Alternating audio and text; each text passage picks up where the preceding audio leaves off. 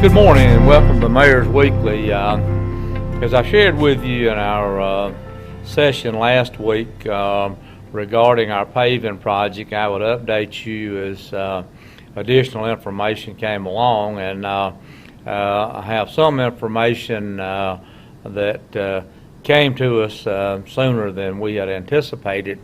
A little background on our paving project.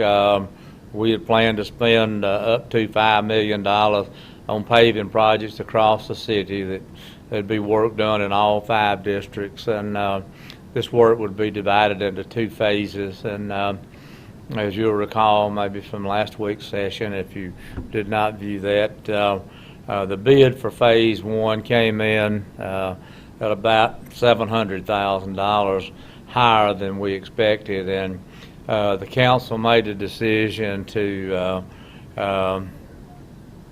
hold off on moving forward the project. We know that the cost of asphalt is a big part of a paving project. A big part of making asphalt is crude oil, and now we see crude oil is falling in price, and maybe that's going to be beneficial to us.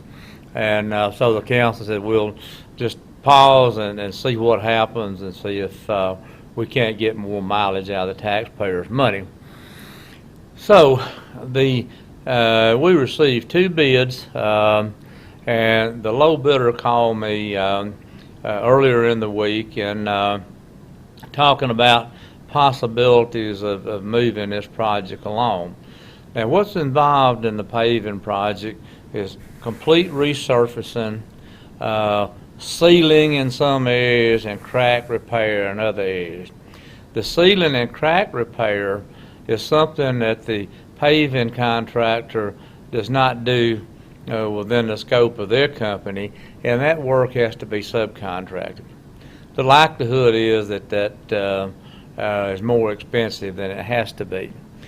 What the contractor suggested is we take a look at carving out the sealing and crack repair, not carving it out to never be done, but to see what impact that would have on the bid that we have in hand, and maybe move forward with the paving, and then maybe the city goes directly to the contractors for sealing and crack repair, and that would be a more efficient way to do it.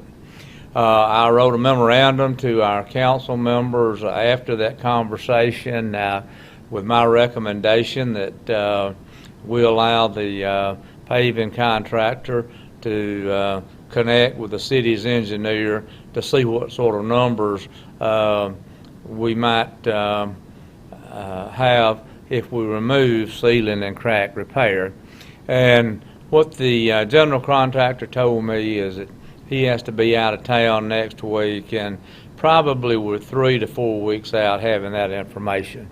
It'd be premature for me to say we'll get something that's workable. I just don't know, but on the surface it certainly makes sense to take a look at this, and if we could move forward with what I call the general paving work, that would be good to have that piece of work behind us and get it done maybe in this calendar year, because once we get into winter time, as temperatures drop, you can't put asphalt down, and it just the efforts are just futile. So it would be nice if we could get some of the work done this year.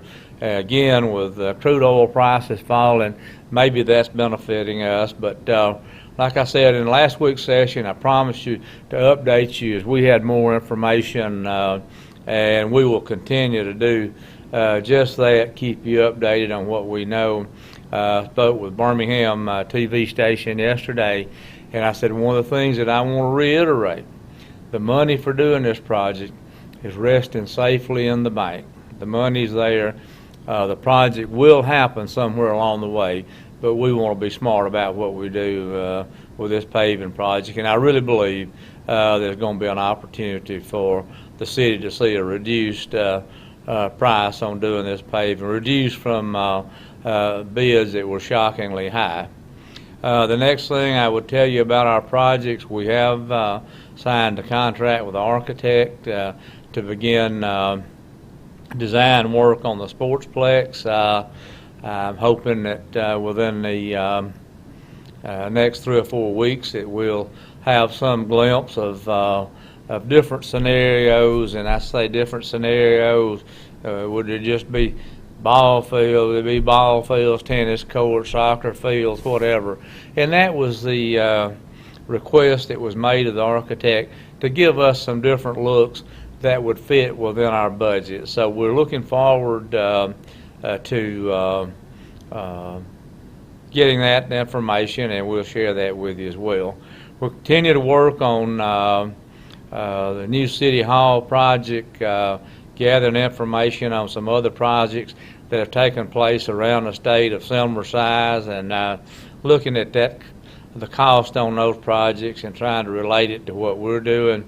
I've instructed our Public Works Department to begin to take the facade off of the building. That will be a nice savings for us as we move forward with that project. So if you see a lift there, track hose or whatever, taking the facade and the metal tracks off the building, moving the air conditioners, it puts us in a better position to get that project started. And being able to do that with our equipment and our people is certainly more cost efficient than have that embedded in an overall bid for doing the project. So if you see that going on, you'll know what's happening there. So that's where we're at on the projects, and I encourage you to send us questions, whatever. Another thing that's happening, and things wear out, and over at Gamble Park, the playground equipment there, the equipment that our little fellas play on, 20 years old, worn completely out to the point it's not usable. Just yesterday afternoon, I requested that we identify a vendor or vendors that would give us what we call a lock and key contract, and that is they would bid on taking the old equipment out, put new equipment in, and give us a price for that. And we fully expect that we'll have vendors at our work session next week to begin to talk with us about that. The money has been set aside for upgrades of playground equipment, so hopefully that's something that we can do do it fairly quickly. There's no new construction. I said, ask the contractor to take the equipment out. Again, we'll use our folks to take the old equipment out and leave the contractor with a clean playing field. And I think it'll be as simple as ordering whatever's recommended in the way of playground equipment and get that installed. So nice progress. Big projects take some time to get them moving, but I'm pleased at where we're at. I wish we hadn't been hit with runaway inflation, but nothing any of us can do about that, and we'll work through it, and all the while stay focused on being good stewards of the taxpayers' money. So that's where we're at. That's an update on those projects, and we'll as we have additional information, we'll share it with you. And again, if you have questions, please send them our way.